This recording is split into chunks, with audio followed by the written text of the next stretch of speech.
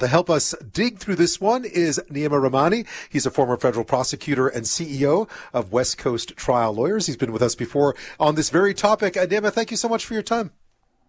Of course. Thanks for having me, Ben. After a year and a half, we're finally here. Yeah. We last spoke, I think, about this when he was arrested, or at least when the raids were carried out at his homes in L.A. and in New York. Just your sense of where the trial is going. I mean, obviously, there's a lot of people paying attention.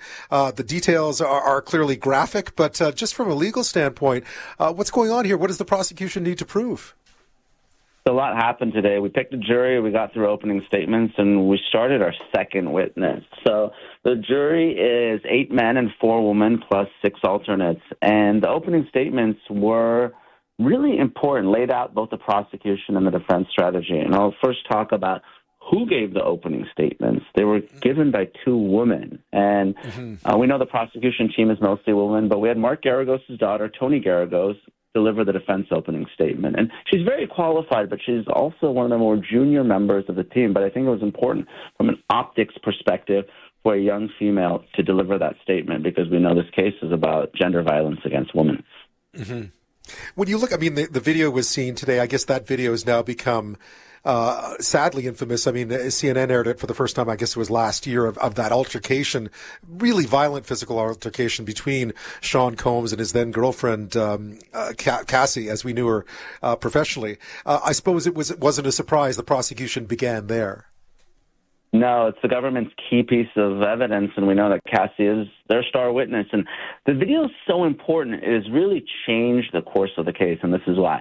The defense has now admitted that Combs was physically violent. They said that this was a domestic violence relationship, and they had to. Otherwise, they would lose credibility with the jury.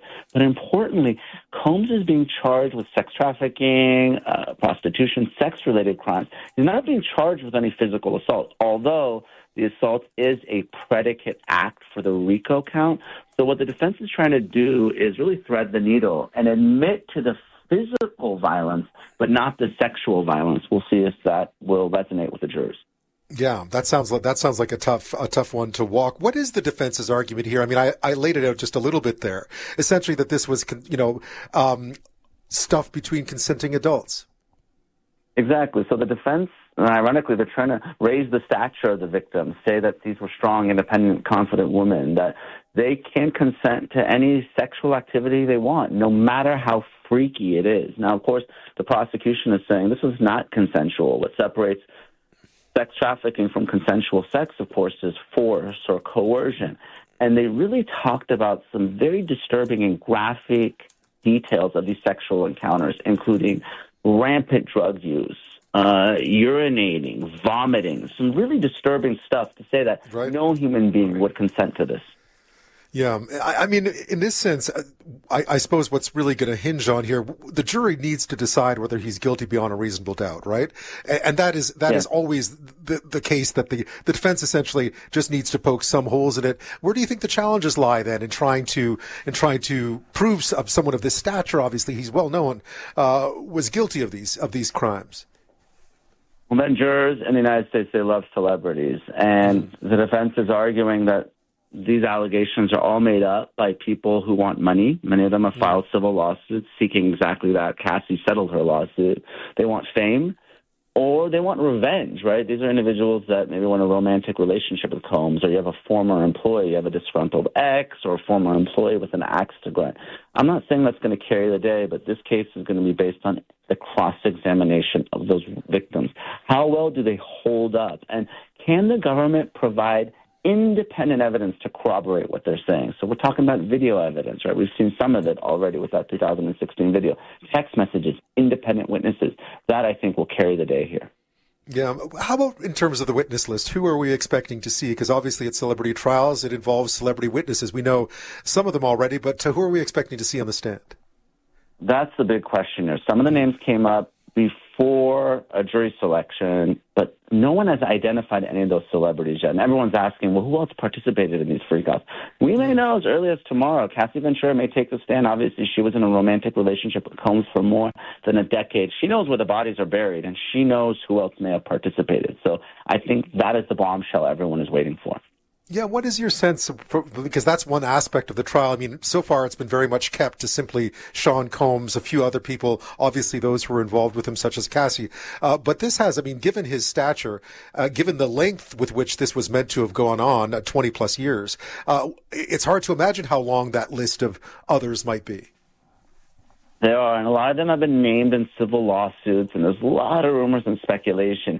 I don't necessarily want to perpetuate them, but No. I do expect some famous names to be named and identified by people on that witness list.